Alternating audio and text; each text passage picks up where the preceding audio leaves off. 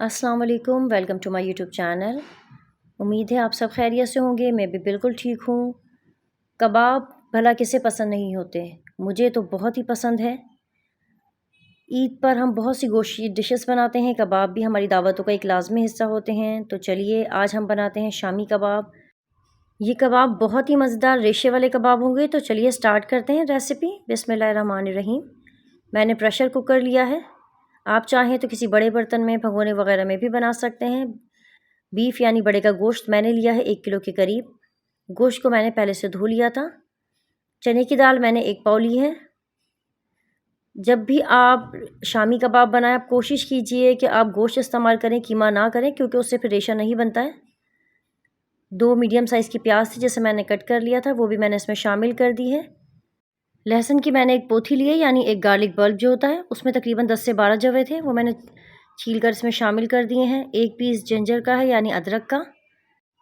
कबाबों के मसाले में मैं शामिल कर रही हूँ 2 बड़ी इलायची, यानी काली इलायची जो होती है। 4 से 5 मैंने ली है हरी इलायची।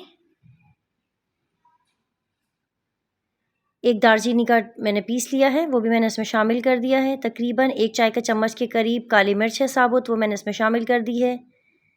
5 से 6 मैंने लौंग ली है। लौंग बहुत ज़्यादा आपको इसमें शामिल नहीं करनी है, क्योंकि लौंग का फ्लेवर बहुत स्ट्रॉन्ग होता है। 2 खाने के चम्मच साबुत धनिया है। 1 चाय का चम्मच मैं इसमें शामिल कर रही हूँ साबुत ज़ीरा। नमक तकरीबन 1 खाने का चम्मच है, आप अपने अंदाजे के मुताबिक लीजिएगा।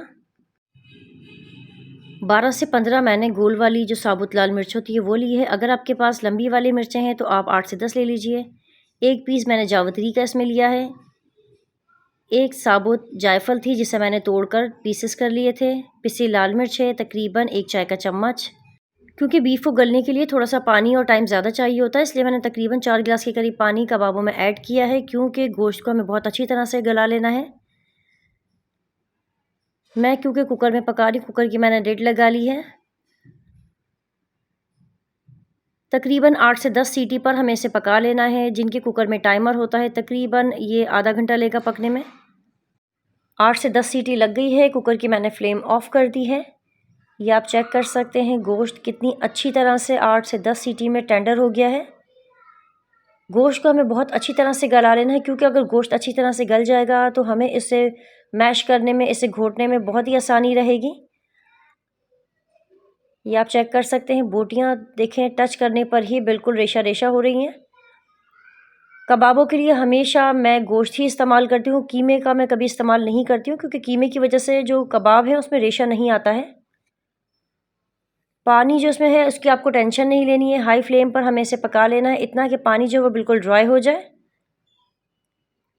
गोश्त और दाल जो है अच्छी तरह से गल गई है। हाई फ्लेम पर मैंने पानी को पकाकर बिल्कुल खुश्क कर लिया है। अब मैं इसे ठंडा करने के लिए रख दूंगी। कबाब का जो मसाला है हमारा ठंडा हो चुका है। अगर आप चाहें तो अपनी सहूलत के लिए इसे ग्राइंड कर लीजिए, लेकिन यह है कि ग्राइंड करने से पहले फिर आप बोटियां निकाल लीजिए। ग्राइंड करने के बाद हावन दस्ते की मदद से इस तरह से बोटियों को आप थोड़ा सा मैश कर लीजिए, ताकि कबाबों का जो रेशा है वो बरकरार रहे। आप चाहें तो सिल पर पीस लीजिए, जिस तरह से भी आपको सहूलत हो। मैं यहाँ हावन दस्ते का डंडा इस्तेमाल कर रही हूँ कबाबों के मसाले को पीसने के लिए।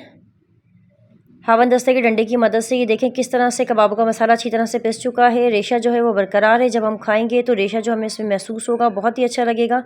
एक मैंने यहाँ इसमें अंडा शामिल कर दिया। 1 बंच मैंने लिया था तकरीबन हरे धनिए का, जो मैंने धोकर चॉप कर कर कबाबों के मसाले में शामिल कर दिया है। 3 से 4 मैंने यहाँ लाल मिर्च ली थी, जिसे मैंने बारीक बारीक चॉप कर लिया था, वो भी मैंने इसमें शामिल कर दी है। अगर आपके पास लाल मिर्च नहीं है तो आप इसकी बजाय कुटी हुई लाल मिर्च भी इस्तेमाल कर सकते हैं। अच्छी तरह से कबाब के मसाले को मैं हाथ की मदद से मिक्स कर लूँगी। यहाँ अगर आपको ज़रूरत महसूस हो तो नमक और मिर्च इसमें और ऐड कर दीजिए, अगर आपको कम लगते हैं तो। अब आपको जिस तरह से भी पसंद है, जैसे भी आपको सहूलत हो। शामी कबाब के जो मोल्ड मार्केट में आजकल बहुत ईजीली मिल जाते हैं, आप चाहें तो उसके ज़रिए शामी कबाब बना लीजिए, या तो फिर ट्रेडिशनल तरीके से जो हमारे देसी तरीका घरों में इस्तेमाल होता है हाथों की मदद से, इस तरह से कबाब की जो टिक्कियाँ है वो बना लीजिए। ये देखिए कबाब की टिक्कियाँ मैंने सारी बनाकर यहाँ रख ली हैं। अब हम कबाब को फ्राई कर लेंगे। उसके लिए तेल मैंने अपने अंदाजे से लिया है। फ्राइंग पैन में मैंने थोड़ा सा तेल डाल दिया है। कबाबों में हमने पहले से अंडा लगा लिया था। आप चाहें तो इस तरह से भी कबाब को फ्राई कर सकते हैं, आप चाहें तो अंडे में डिप करके भी फ्राई कर लीजिए।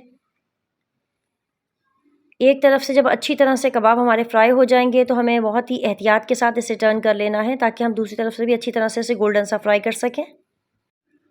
कुछ लोग प्रेफर करते हैं कबाबों को बहुत लाइटली सा फ्राई करना, बहुत हल्के से ऑयल में, बहुत ज़्यादा वो क्रिस्पी सा फ्राई नहीं करते हैं, लेकिन मुझे कबाब ज़रा क्रिस्पी पसंद है। मैंने दोनों तरफ से कबाबों को अच्छी तरह से गोल्डन सा फ्राई कर लिया है। कबाबों को अब मैं ऑयल से निकाल लूँगी।